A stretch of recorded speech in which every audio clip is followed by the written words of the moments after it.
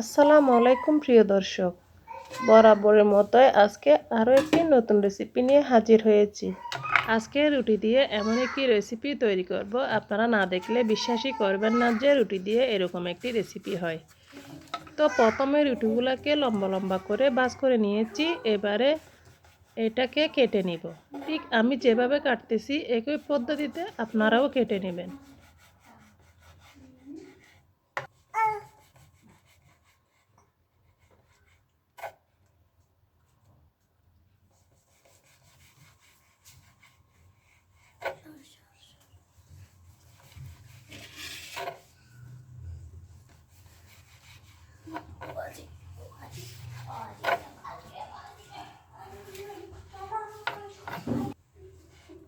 আমার সমস্ত রুটি কেটে নেওয়া হয়ে গেছে। দেখুন এরকম লম্বা লম্বা হয়েছে, দেখতে মাশাআল্লাহ অনেক ভালো লাগতেছে। এবারে বাকি উপকরণগুলো তৈরি করে নিব।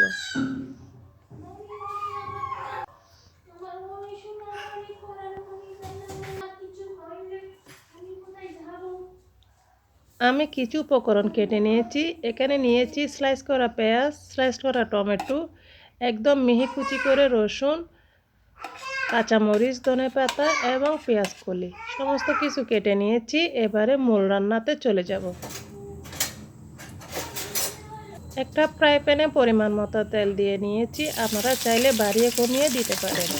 তেল গরম হয়ে এলে এখানে দিয়ে দিব কেটে রাখা পেঁয়াজ কুচিগুলি এবং দিয়ে দিচ্ছি রসুন। কিছুক্ষণ নেড়ে চেড়ে হালকাভাবে ভেজে নিব। খেয়াল রাখতে হবে যাতে পেঁয়াজ এবং রসুন পুড়ে না যায়।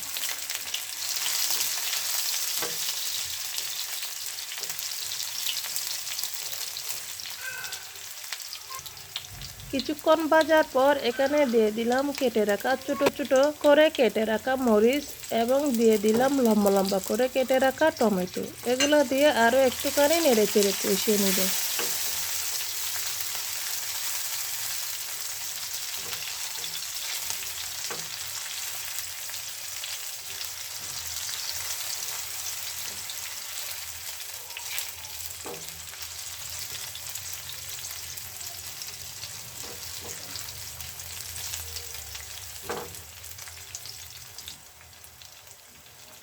কিছুক্ষণ কষানোর পর যখন এগুলো নরম হয়ে আসবে ঠিক তখনই এখানে দিয়ে দিব সামান্য পরিমাণে লবণ, গরম মশলা এবং হলুদের গুঁড়া। এগুলা দিয়ে আরও একটুখানি নেড়ে চেড়ে মিশিয়ে নিব।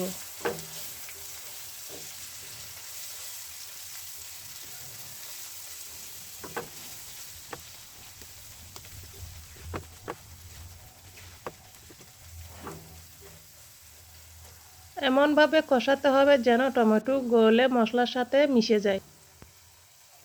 এবারে দিয়ে দিচ্ছি কেটে রাখা রুটির স্লাইস।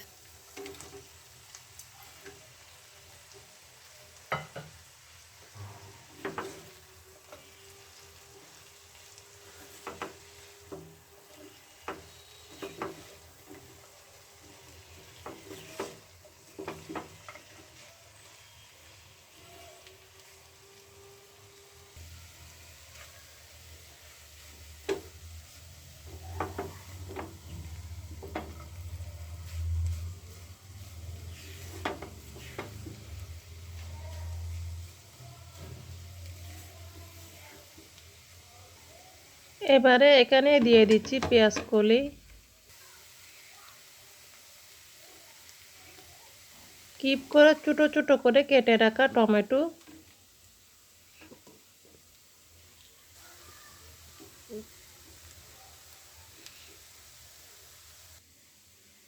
এবং মিহি কুচি করে কেটে রাখা ধনেপাতা।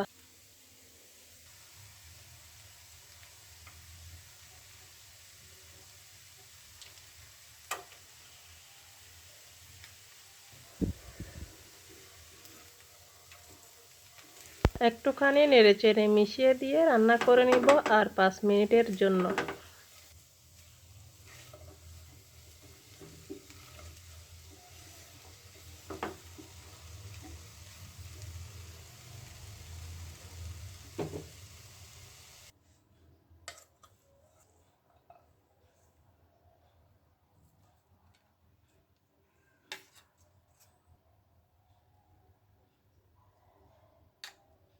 রান্না করা শেষ, এবার দেখুন পরিবেশন করে নিচ্ছি। দেখতে মাশাআল্লাহ কেমন সুন্দর লাগতেছে।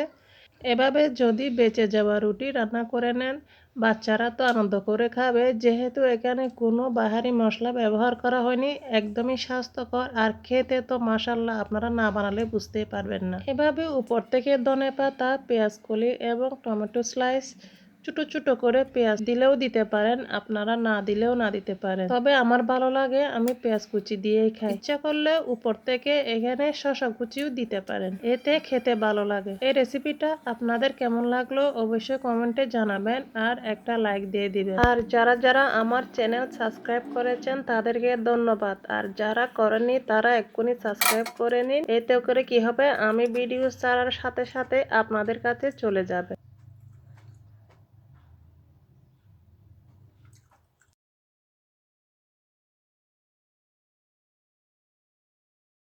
আর মনে করে নোটিফিকেশন অন করে রাখবেন।